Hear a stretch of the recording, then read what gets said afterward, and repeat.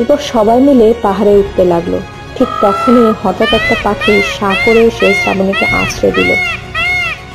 আহ! কি হলো শ্রাবণী, তুমি ঠিক আছো? এ কি, এটা তো কোনো পাখির নখের আঁচড়ের দাগ। হ্যাঁ, ওই যে পাখিটা আমায় আছড়ে দিল। আরে এটা তো ময়ূর।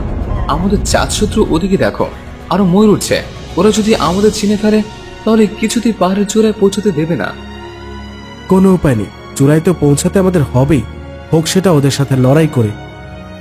না, ওদের সাথে লড়াই করে আমরা কিছুতেই নাগমণি উদ্ধার করতে পারবো না।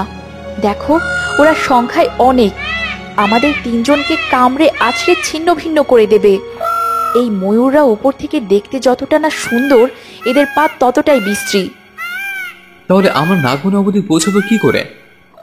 উপায় আছে, এমনটা বোধহয় হতে পারে সেটা গুরুদেব আগে থেকেই আন্দাজ করেছিলেন, তাই আমাকে এই বিশেষ পানীয়টা দিয়েছিলেন। বলি শ্রাবণী একটা ছোট শিশির মতো কিছু বের করলো, তাতে পানীয় ছিল। এই পানির বিশেষত্ব কি?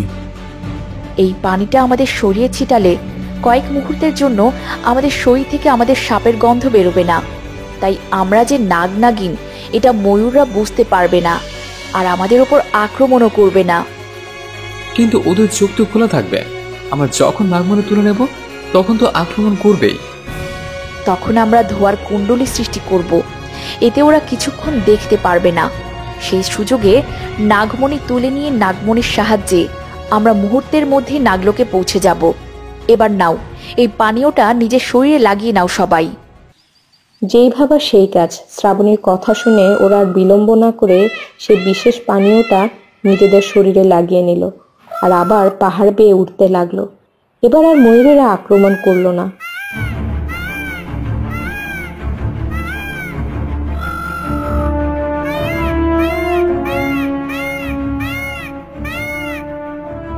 কিছুক্ষণের মধ্যেই ওরা পাহাড়ের চূড়ায় পৌঁছে গেল, আর একটা তীব্র আলোর ঝলকানি ওদের চোখে মুখে এসে লাগলো।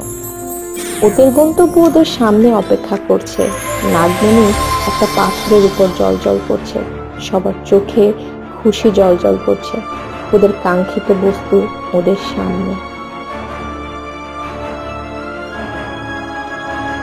মায়ার মাধ্যমে ওরা ধোঁয়া সৃষ্টি করলো। শ্রাবণী, নাগমণি! হ্যাঁ, নাগমণি, আমাদের শেষ নাগ বংশের সম্পত্তি। আজ আমরা আবার সেটা ফিরে পেয়েছি। এখন যত তাড়াতাড়ি সম্ভব নাগমণি নিয়ে ফিরতে হবে আমাদের। ধোঁয়ার কুণ্ডলী সৃষ্টি করো সবাই, ময়ূররা ধেয়ে আসছে। মায়ার মাধ্যমে ওরা ধোঁয়া সৃষ্টি করলো। শ্রাবণী দৌড়ে গিয়ে নাগমণি তুলে নিজের হাতে নিল।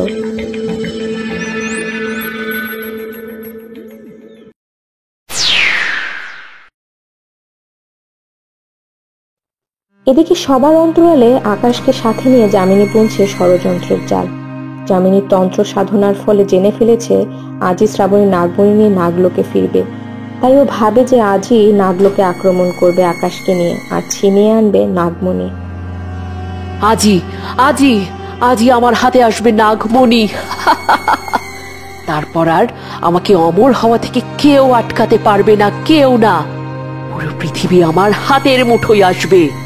আমি হব ত্রিভুবনেশ্বরী, সমগ্র দুনিয়া রাজ করব আমি। তাহলে আমার কি হবে? আমি কি পাবো সব যদি তুই নিস? ওলে লেলে আমার রক্ত খেকো ভ্যাম্পায়ার, কখন বললাম আমি তোকে কিছু দেব না? হ্যাঁ, সব কিছুর দুই ভাগ হবে, অর্ধেক তোর অর্ধেক আমার। এবার খুশি? শোন বুড়ি, তুই যদি আমার সাথে চালাকি করার চেষ্টা করিস তাহলে সবার আগে তোর ঘাড় মটকাবো আমি, বুঝলি? মটকাবি, তবে আমার না, ওই নাগরানী শ্রাবণীর, বুঝলি? এবার বেশি কথা না বলে যজ্ঞের আগুনের সামনে বস। তোর শক্তি আমায় আরো বাড়াতে হবে, কারণ আজ রাতে আমাদের নাগমণি চাই, নয়তো আবার 23 বছর অপেক্ষা করতে হবে।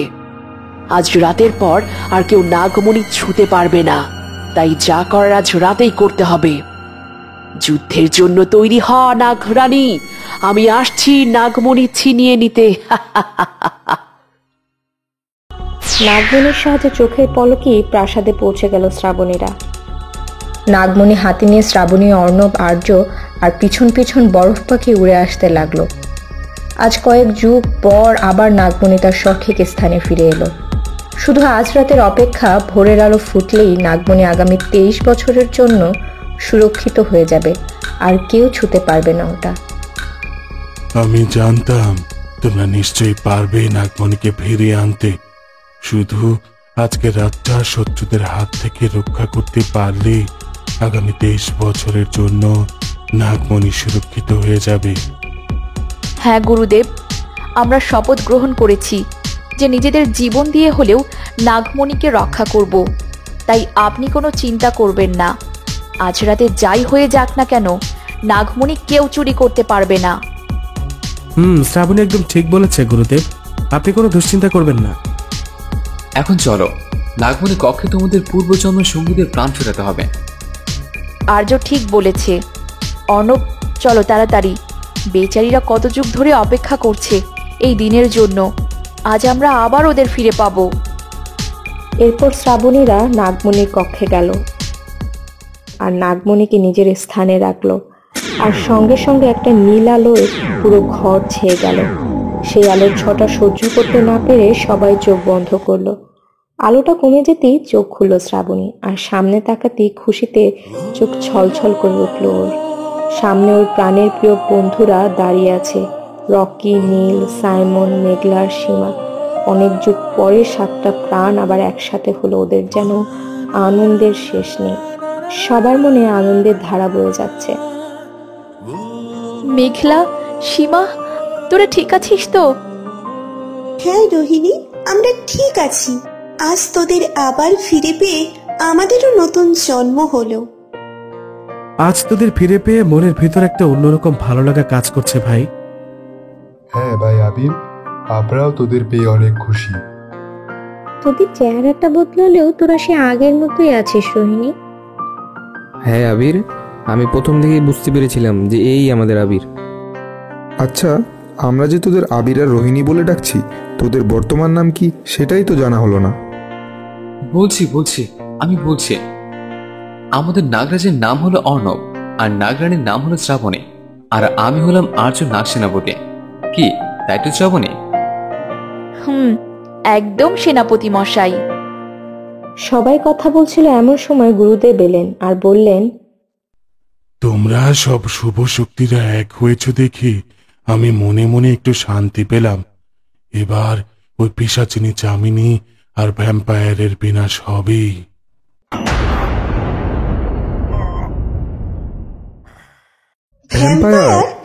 ভ্যাম্পায়ারটা আবার কই থেকে এলো? তখন শ্রাবণী এই জন্মে যা যা হয়েছে সব খুলে বলল সবাইকে। তুই চিন্তা করিস না শ্রাবণী, অশুভ শক্তির বিনাশ হবেই। আর আমরা থাকতে আজ নাগমণি কেউ দিতে পারবে না। এক জন্ম কেন, নাগমণি রক্ষার জন্য আমরা আরো 7 বার মরতেও পারি, আর জন্ম নিতেও পারি। আমরা 8 শক্তি মিলে প্রতিজ্ঞা করছে, আজ রাতে যাই হোক না কেন আমরা নাগমণি রক্ষা করব। প্রয়োজনে আজ রাতে শত্রুদের অন্ত ঘটাবো। তারপর সবাই মিলে বলে উঠল, জয় শেষনাগ। কি হলো? কি তোর গাড়ি এখন স্টার্ট নিচ্ছে না কেন?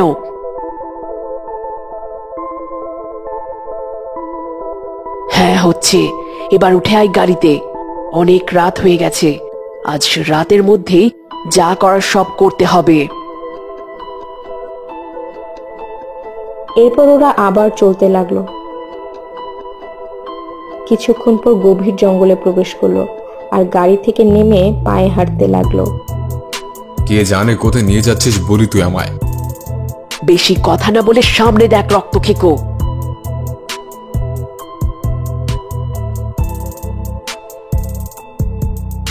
আরে বাহ, এটা সেই নাগলোক নাকি?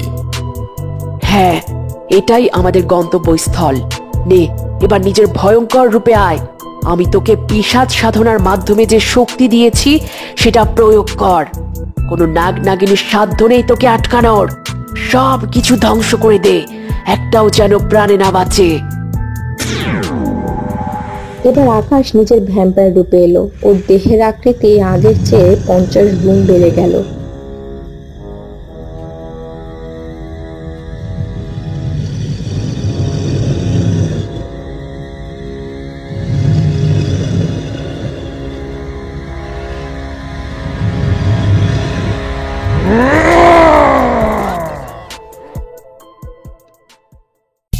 এটা কিসের হুঙ্কার ছিল? নিশ্চয়ই কোনো বিপদ ধেয়ে আসছে। আসলে আসতে দাও, আমরাও তৈরি। এমন সময় কিছু প্রহরী দৌড়ে এলো আর হাঁপাতে হাঁপাতে আর বলল, বড় একটা দানব প্রাসাদে আক্রমণ করেছে। তখন গুরুদেব বললেন, ও এসে গেছে, ওই রক্তকেক পিশাচটা এসে গেছে। নাগসেনারা আক্রমণ করো সবাই।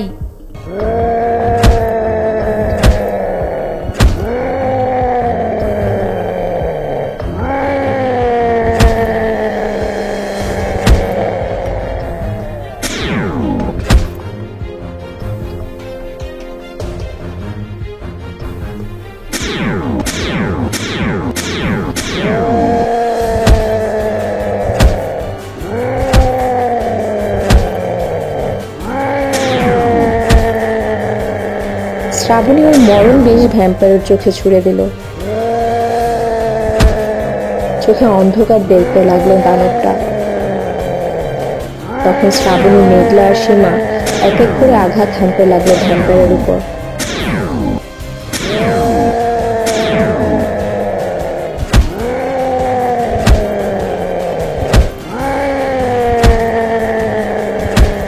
রক্তক্ষেকো হেরে যাচ্ছে দেখে যামিনী মরণ বিন বাজাতে লাগলো।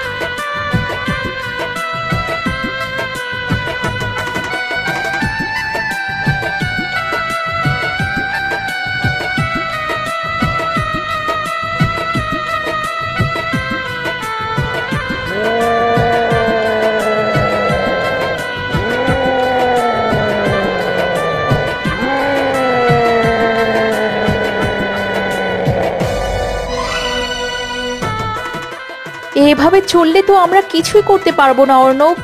এভাবে ওই শয়তানটাকে ধ্বংস করা যাবে না, আমাদের অন্য উপায় বের করতে হবে। গুরুদেব বলেছিল আমরা 8 জন একসাথে প্রহার করলে ওর বিনাশ হবে। কিন্তু ও তো আমাদের ওর ধারে কাছেই ঘেঁষতে দিচ্ছে না। ঠিক তখন বরফ পাখি এলো আর বলল, এখন একটাই উপায়, আমি আমার সমস্ত শক্তি দিয়ে প্রহার করলে কিছু সময়ের জন্য ওই দানবকে বরফ করতে পারবো। তোমাদের সেই সুযোগে ওকে মারতে হবে। ঠিক আছে, এতেই হবে, আমরা তৈরি। বরফ পাখি নিজের শরীরের সমস্ত শক্তি কাজে লাগিয়ে একটা বরফের গোলা ছুঁড়ে মারল ভ্যাম্পায়ারের বুকে। বরফ হয়ে গেল দানবটা ঠিক তখনই।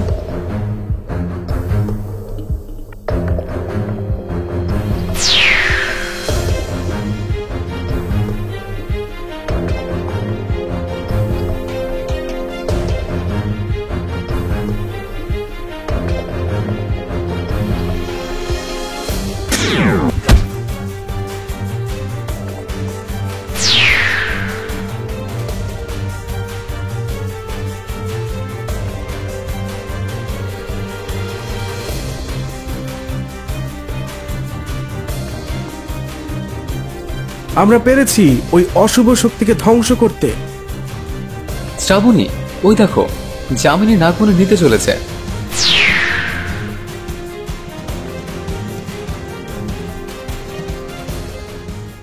নাগমণি নিতে চলেছিলি? তোকে নেওয়াচ্ছি আমি নাগমণি। এই নাগমণির লোভে তুই কত ক্ষতি করেছিস আমাদের, মনে আছে তোর? আজ আমি তোকে কিছুতেই ছাড়বো না। আমায় ছেড়ে দে নাগিন, আমি নাগমণি নেব না, প্লিজ আমায় ছেড়ে দে। ওকে ছেড়ো না শ্রাবণী, ওর জন্য আমার ভাইকে আমায় মারতে হয়েছে, ও আমার বাবা মাকে মেরেছে। দেখ এবার তোর কি করি আমি।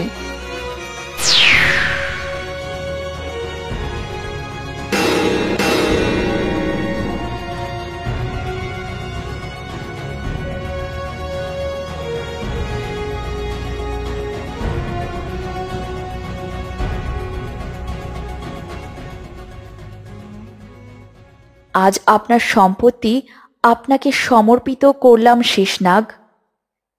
আগামী 23 বছর এটা আপনার দায়িত্বে থাকবে। আমরা আমাদের কর্তব্য পালন করেছি।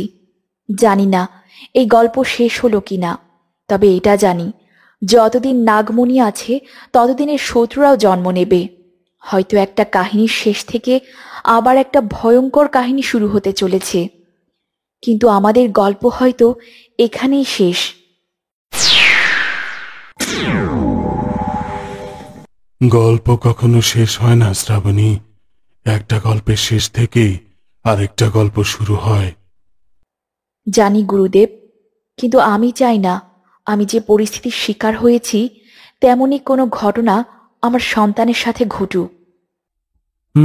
আগে তোকে আসতে দাও, তারপর দেখো ওর কোনো ক্ষতি কেউ করতে পারবে না আমি বেঁচে থাকতে।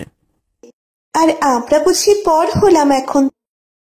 আরে কে বলল তোরা আমার পর? তোরাই তো আমার পরিবার।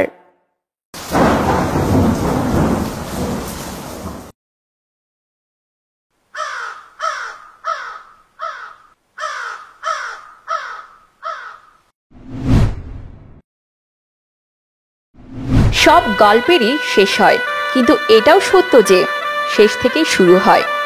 তবে কি এই গল্পের শেষ থেকেই শুরু হতে চলেছে আরও একটা ভালোবাসা, প্রতারণা, মৃত্যু আর প্রতিশোধের গল্প? কেমন লেগেছে পুরো গল্পটা নিশ্চয়ই জানাবেন। এতদিন সাথে থাকার জন্য সবাইকে ধন্যবাদ। আবার নতুন গল্পের সাথে দেখা হবে সবার সাথে। ততদিন সবাই ভালো থাকুন, সুস্থ থাকুন, সবাই দোয়া করবেন। আর হ্যাঁ, নাগিনের এই পুরো সিজনটা কেমন লেগেছে অবশ্যই কমেন্ট করে জানাবেন। যারা কখনো কমেন্ট করেন না কিন্তু দেখেন তাদেরও বলছি, ভালো থেকো বন্ধুরা, অনেক অনেক ভালোবাসা নিও। Love you all guys.